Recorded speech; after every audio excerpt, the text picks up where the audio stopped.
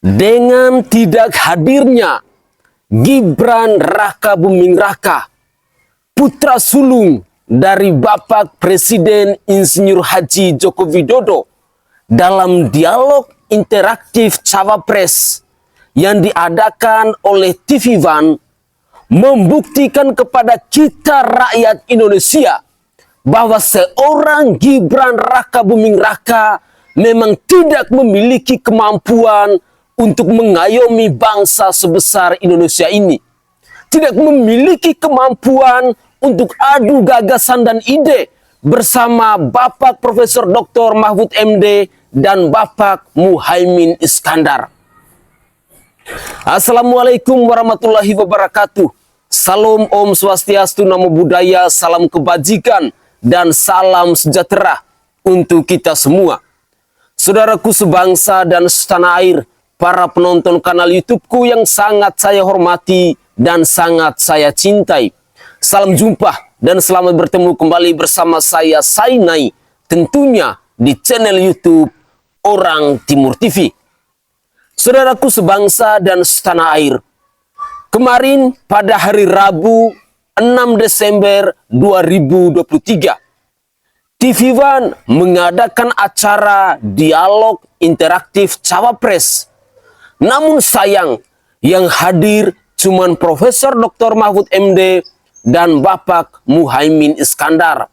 Sementara rakyat Indonesia mempertanyakan, netizen mempertanyakan, kemanakah putra sulung dari Bapak Presiden Joko Widodo, Gibran Raka Buming Raka itu? Apalagi alasan yang akan dilontarkan dari mulut Gibran Raka Buming Raka, kenapa tidak ikut serta dalam dialog interaktif tersebut?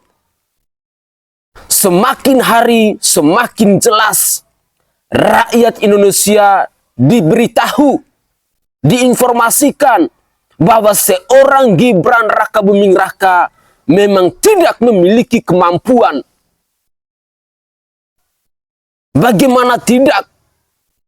Apakah rakyat Indonesia mau diarahkan untuk memilih seekor kucing dalam karung di Pilpres 2024 nanti?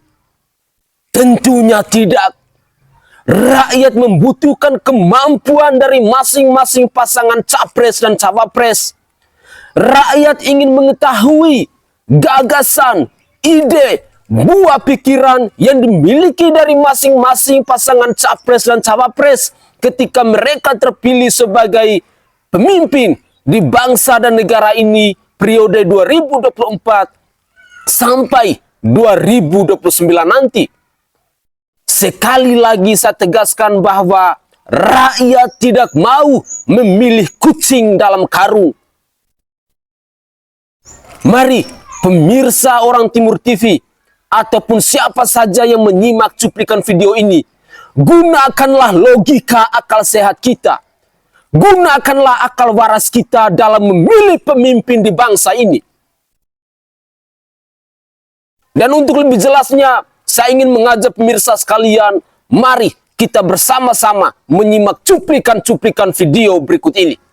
Selamat menyaksikan.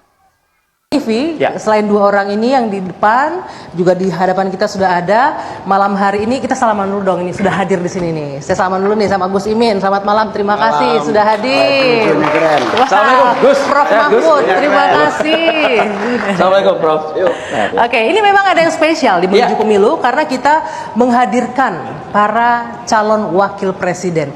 Ini Vi, kalau bisa dibilang menyerap aspirasi dari masyarakat. Dialog santai. Betul, dialog santai. Dialog interaktif, penuh makna tentunya, karena kayaknya dialog cawapres ini agak jadi apa ya, perbincangan begini kan ya, katanya ditiadakan dan segala macam. Nah, TV One malam hari ini dengan spesial akan menghadirkan tentunya, dan yang paling penting kita harus sampaikan terlebih dahulu, undangan ini kita sampaikan kepada 3 cawapres, tapi yang mengkonfirmasi untuk hadir malam hari ini adalah Gus Imin dan Prof Mahfud. Terima kasih, apresiasi yang luar biasa untuk kedua cawapres kita. Karena kenapa, Vi? Karena saya dapat informasi ini beliau berdua ini tuh sibuk sekali kan ini. Dengar-dengar TV One ngundang cawapres buat debat sama milenial apa tuh? Yang diundang cuman 2 kok. Iya. Alpukat mentega sama kecapi lumut. Kok belimbing sayur nggak diundang? Wah, parah nih. Harusnya undang juga dong. Masa 3 cawapres yang diundang cuma 2? Parah lu pada. Assalamualaikum warahmatullahi wabarakatuh. Waalaikumsalam Selamat warahmatullahi malam wabarakatuh. yang terhormat Cawapres Caimin nomor urut 01 ya. 1. Kemudian Prof Mahfud, panggilan-panggilan mesranya saja. Nomor 3. Saya tetap ya mengirimkan salam buat nomor 2 yang kebetulan tidak sempat hadir. Nah, Gibran Raka Buming Raka, mudah-mudahan di lain waktu bisa hadir. Malu nggak ketika disorakin oleh para milenial yang ada di situ? Katanya Gibran Raka Buming Raka merepresentasikan anak muda Indonesia. Oh, Gibran Raka Buming Raka itu akan mewakili anak muda Indonesia. Anak muda yang mana yang mentalnya seperti ini? Hello? Anak muda yang mana yang kemampuannya seperti ini? Setiap kali diajak untuk dialog, setiap kali diajak untuk diskusi, setiap kali diajak untuk berdebat selalu mangkir. Anak muda macam apa? Apakah ini anak muda yang diharapkan oleh generasi penerus bangsa untuk membangun bangsa dan negara ini? Tentunya tidak. Dan saya secara pribadi mau tegaskan bahwa seorang Gibran Raka Buming Raka tidak merepresentasikan anak muda Indonesia. Karena banyak sekali anak muda Indonesia yang kemampuannya luar biasa, yang kecerdasannya luar biasa, yang mentalitasnya luar biasa. Tidak seperti putra dari Presiden Joko Widodo ini. Apalagi yang mau kita harapkan jika kita memiliki pemimpin seperti ini? Kita rakyat Indonesia, saya yang adalah rakyat jelata, saya berkehendak, saya berkeinginan, saya mau mencari pemimpin-pemimpin terbaik di bangsa ini. Orang-orang terbaik di bangsa ini. Orang-orang yang mentalitasnya baik. Orang-orang yang intelektualitasnya ini baik. Orang-orang yang rekam jejak dan pengalamannya itu baik. Untuk memajukan, untuk memimpin, dan untuk mengayomi rakyat Indonesia ini. Sekali lagi, rakyat Indonesia, saya sebagai rakyat jelata, tidak ingin memilih kucing dalam karung. Kami ingin mengetahui kemampuan, kapabilitas yang dimiliki oleh seorang Gibran Raka Buming Raka ini. Mari kita berpikir cerdas. Ini kita sedang memilih pemimpin, orang nomor 1 di bangsa ini. Bukan kita sedang memilih RT, bukan kita sedang memilih RW, bukan kita sedang memilih kades. Sekali lagi, gunakan logika akal sehat kita. Mari kita lanjutkan lagi. Kemarin ketemu di pesawat, sekarang ketemu di acara. Sehat terus. Orang penting di dunia. Aduh, ampun. Ini hebat. Doain sehat semua. Sehat. Alhamdulillah bisa silaturahmi sama Pak Mahfud. Sehat selalu Pak Mahfud. Sehat selalu, alhamdulillah. Suara sedang drop ini karena kecapean kali ya. Yang penting sehat selalu. Ya, sehat. Ya. Senior, gimana nih senior? Senior.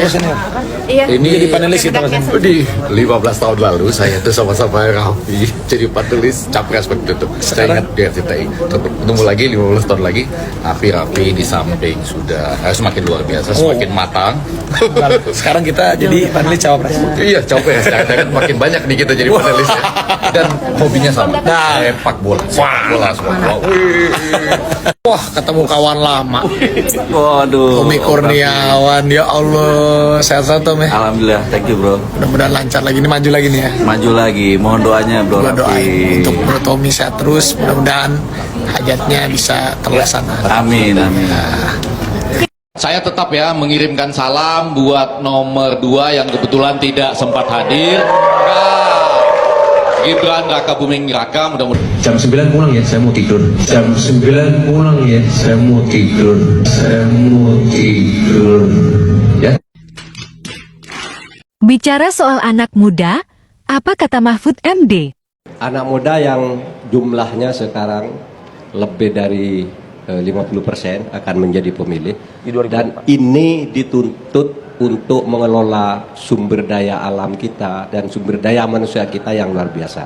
Nah, anak-anak muda ini harus diberi peluang untuk mengelola sumber daya alam dengan bonus demografinya yang akan terjadi. Nah, saudara sekalian, itu yang saya bayangkan ketika ingat anak muda. Dan sekarang anak-anak muda itu kan sangat kreatif ya.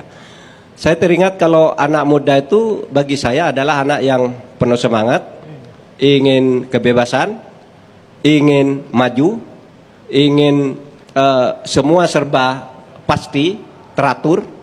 Dan di Indonesia ini mungkin sekarang harus disiapkan arena bagi anak-anak muda untuk berprestasi. Saya selalu mengatakan Indonesia adalah masa depan anak muda dan anak muda adalah masa depan Indonesia. Terima kasih. Ketika Gus Imin dan Gibran menjawab pertanyaan, mana yang paling layak jadi wapres?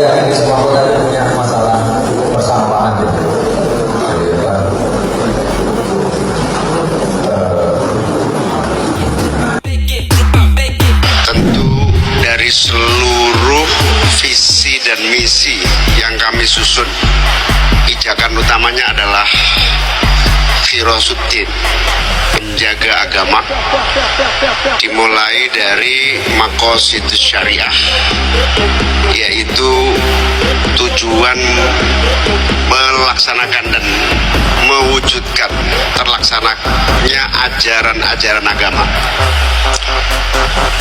Misalnya prinsip pokok misalnya hifdzuddin, menjaga agama dan keyakinan, seperti halnya begitu kita istiqomah dan konsisten melaksanakan Pancasila dan seluruh konstitusi, terutama Undang-Undang Dasar 1945 yang berporos pada pembukaan Undang-Undang Dasar 45, maka otomatis dengan sendirinya pemerintah yang konsisten melaksanakan konstitusi dan fondasi negara adalah pemerintah yang memberikan keleluasaan sekaligus ruang seluas-luasnya bagi agama untuk tumbuh dan berkembang dan mengekspresikan keagamaannya dengan sangat terbuka dan bebas. Hifdzuddin termasuk di dalamnya adalah menjaga keyakinan, keimanan yang negara juga harus ikut memeliharanya dengan amat sangat sungguh-sungguh. Apalagi negeri ini dibangun, dikuatkan dan dibesarkan hingga bertahan dan hari ini karena agama. Tanpa agama maka negeri ini tidak akan bisa sekuat hari ini. Terutama umat Islam dengan jumlah pemeluk terbesar dan terkuat di seluruh dunia ini adalah pengokoh dan fondasi dari persatuan sekaligus penentu kemajuan bangsa Indonesia. Kalau umat Islam maju, maka bangsa Indonesia pasti maju. Beda kelas, perbedaan Pak Mahfud dan Mas Gibran ketika jawab pertanyaan. Bagaimana langkah-langkah konkret yang dapat dilakukan untuk memastikan bahwa pemilu 2024 nantinya itu berlangsung secara demokratis dan konkret? Ikuti etika, ikuti nilai-nilai yang mendasari kehidupan kita bernegara. Nah, aturan itu supaya ditaati, itu udah pasti pemilunya akan bagus.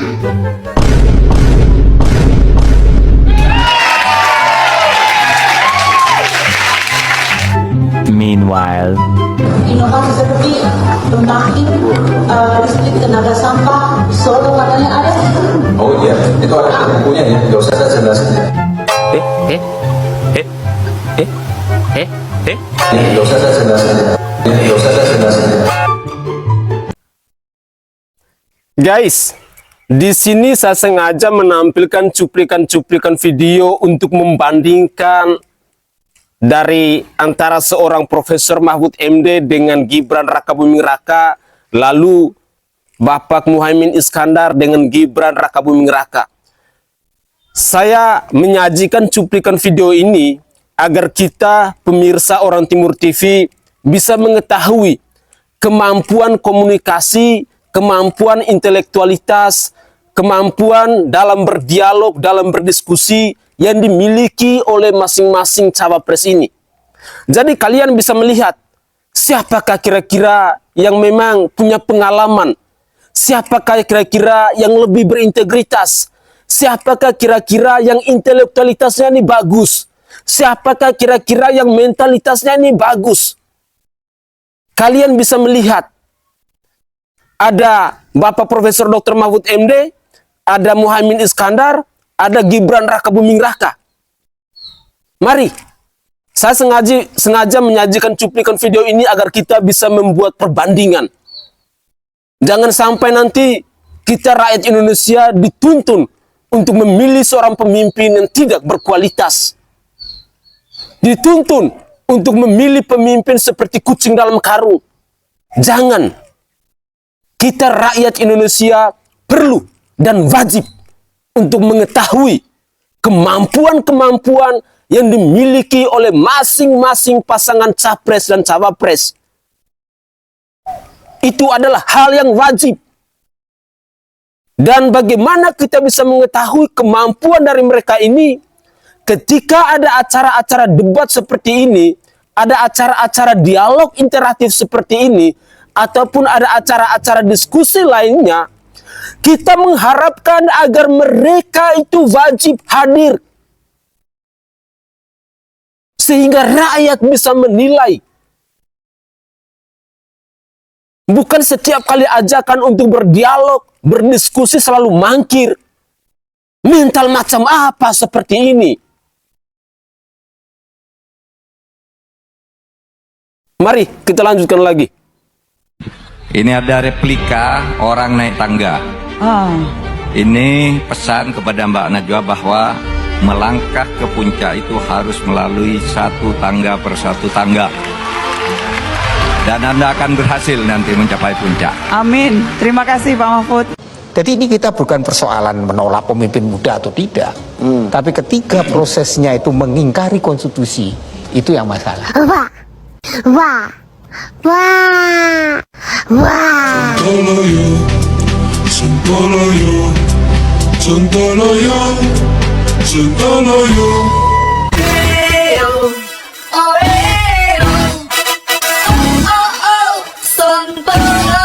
Parah nih.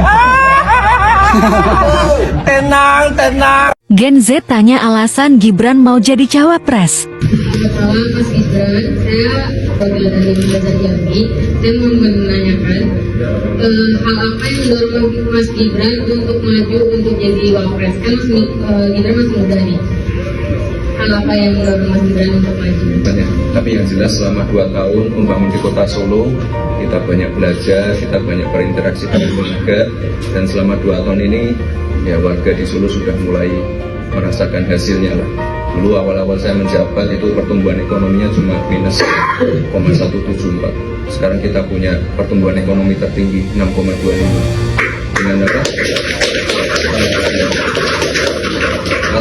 Rata-rata nasional kan cuma 5,3. Ini di Solo itu 6,25%. Itu. Jadi kita pengen ada juga representasi anak muda, karena sekarang kan 60% penduduk kita kan di usia produktif. Nah ini harus ada perwakilan anak muda di sini. Di kabupaten atau kota manapun, kalau memang semua proyek-proyek itu dihandle langsung oleh menteri, proyek-proyek PSN, maka saya sangat yakin kota itu akan maju. Karena pembangunan yang besar-besaran di kota Solo itu adalah PSN, Proyek Strategi Nasional, yang dihandle langsung oleh para menteri. Rakyat perlu tahu itu. Coba kita bandingkan dengan kabupaten lain atau kota-kota lain yang jarang sekali mendapat PSN. Ya hanya begitu-begitu saja. Disinilah keunggulan Gibran, karena dia adalah anak seorang presiden. Lalu ada yang bertanya, kan Gibran anak Presiden Jokowi bro, makanya kami dukung Gibran. Mikir itu pakai otak, ya. Kemampuan yang dimiliki oleh seorang Presiden Joko Widodo belum tentu sama dengan Gibran Raka Buming Raka. Pengalaman yang dimiliki oleh seorang Presiden Joko Widodo belum tentu sama dengan Gibran Raka Buming Raka. Coba kita bandingkan. Seorang Joko Widodo dia sudah menjadi wali kota Solo 2 periode. Maju jadi gubernur DKI. Baru beliau maju sebagai presiden. Lah Gibran baru menjadi wali kota Solo 2 tahun. Bukan 2 periode. 2 tahun. Pengalamannya tentunya masih sangat minim. Lompat jadi cawapres. Mikir itu pakai otak. Banyak sekali yang komplain di komentar-komentar hanya karena seorang Gibran Raka Buming Raka itu adalah anak seorang Presiden Joko Widodo. Hello. Setiap individu, setiap manusia punya kemampuan yang berbeda-beda. Jangan pernah samakan seorang Joko Widodo dengan Gibran Raka Buming Raka. Walaupun Gibran Raka Buming Raka adalah putra kandung dari Presiden Joko Widodo itu. Samakan itu. Idola boleh. Goblok itu jangan. Gunakan akal sehat. Mari kita lanjutkan lagi. Pasangan paslon nomor 2 ini meminta tidak ada debat sebenarnya, tapi penyampaian visi misi. Kita catat itu disampaikan langsung? Ya, disampaikan langsung ketika rapat. Jadi mereka mengusulkan tim paslon nomor 2 adalah bagaimana mereka paslon ini bisa hanya menyampaikan visi misi melalui panelis. Jadi tidak perlu berdebat, ada debat antar calon. Terus sekarang kita tidak menyepakati itu karena bagaimanapun kita butuh kualitas. Tentu kita akan usahakan semaksimal mungkin sebelum sholat Jumat sudah selesai. Walaupun saya sempat nego Pak Prabowo Jumatannya di sini saja gitu. Hampir saya tawari Pak Prabowo khutbah gitu. Hampir.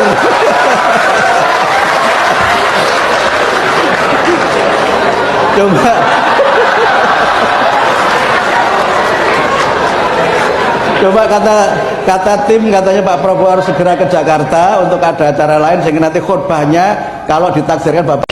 Apa yang bisa disampaikan oleh seorang Prabowo sekarang selain hidup Jokowi? Nggak ada. Dia mau menyampaikan seperti misalnya 2019, jangan kita ikut antek-antek asing misalnya. Oh iya betul. Mana bisa sekarang dia bicara begitu? Dia di dalam pemerintahan. Maka dia akan ubah semangatnya itu. Hidup Jokowi. Sambil gebrak-gebrak meja, hidup Jokowi, boleh juga. Tapi 2 kata itu yang bisa dia sampaikan. Sementara wakilnya, dia mau berkata apa? Semuanya dibantu oleh ayahanda.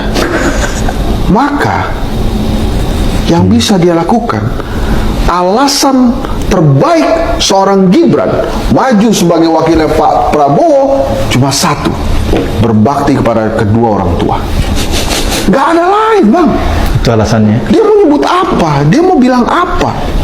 Semua fasilitas yang dia dapat itu karena dia anak presiden. Dan itu bukan fitnah, itu kejadian. Fakta. Fakta. Oke. Jadi kampanye terbaik seorang Gibran untuk meyakinkan rakyat bahwa dia bisa menjadi wakil presiden Pak Prabowo adalah saya berbakti kepada kedua orang tua saya. Yang membuat kita gemas, kecewa, dan benar-benar kesel gitu kan, dia menghindari untuk menjawab pertanyaan.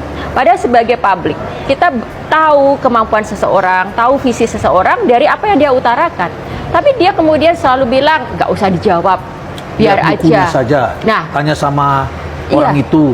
Ya, lalu apa dong yang bisa kita pegang dari seorang pemimpin kalau pemimpinnya kayak gitu.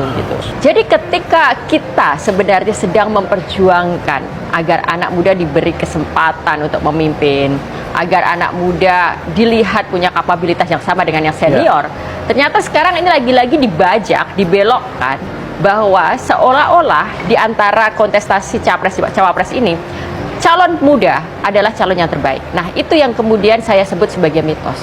Jadi bahwa calon muda adalah calon yang paling mengerti kebutuhan anak muda. Pemimpin muda adalah pemimpin yang paling bisa menjawab masalah anak muda. Nah, ini yang menjadi sebuah mitos yang harus dipertanyakan, yang harus kita bongkar. Benarkah demikian? Kalau calon mudanya, pemimpin mudanya adalah pemimpin-pemimpin organik yang tadi kita sebutkan, bahkan kalau nanti di luar sana ada yang mau masuk politik dan memang punya kapabilitas, kita akan dukung. Tapi ketika calon muda itu adalah mereka yang mendapat kesempatan dengan cara-cara yang tidak etis, dengan cara-cara yang penuh nepotisme, kolusi, ya kita nggak perlu memberikan kesempatan itu. Wajar jika cawapres Gibran salah ngomong, asam folat dan juga asam sulfat. Karena seharian dia capek, bos. Keliling kampanye bertemu warga Jakarta pada waktu itu. Dan malam itu dia berdiskusi tentang stunting. Ya jadi ya wajarlah asam folat dan asam sulfat tipis. Kasihan cawapres Gibran dibully sama netizen dan juga sama lawan-lawan politiknya. Namanya juga salah ngomong, bos. Santai aja kali. Atau jangan-jangan cawapres Gibran selain asam sulfat dan asam folatnya sedikit memiliki asam garam kehidupan.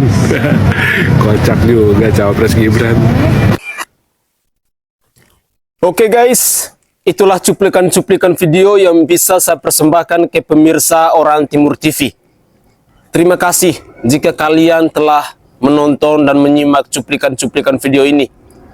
Pesan saya, mari kita pelajari kemampuan intelektual, kapabilitas, integritas, rekam jejak yang dimiliki dari masing-masing pasangan capres dan cawapres.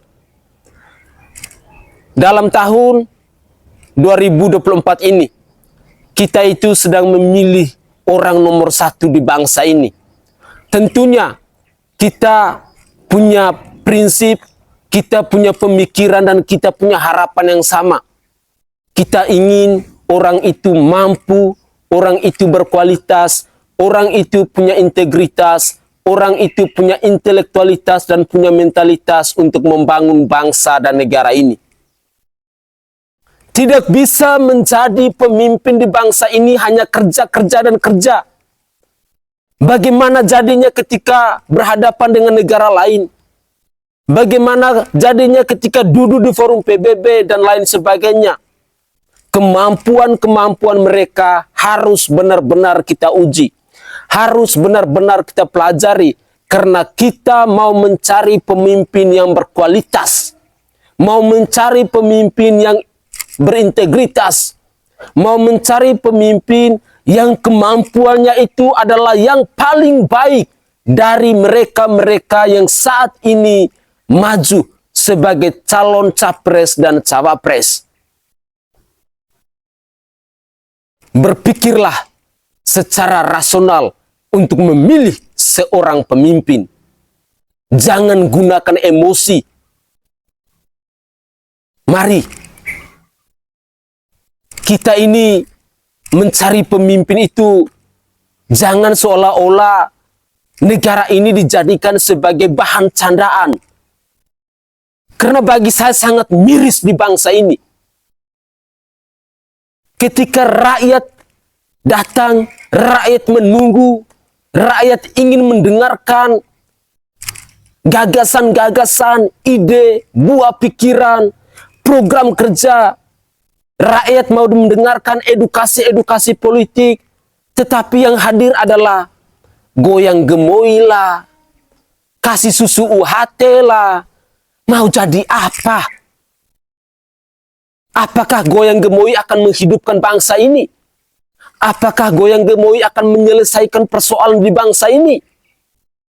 Apakah goyang gemoy akan mencegah persoalan-persoalan besar antara negara yang satu dengan negara yang lain di dunia ini?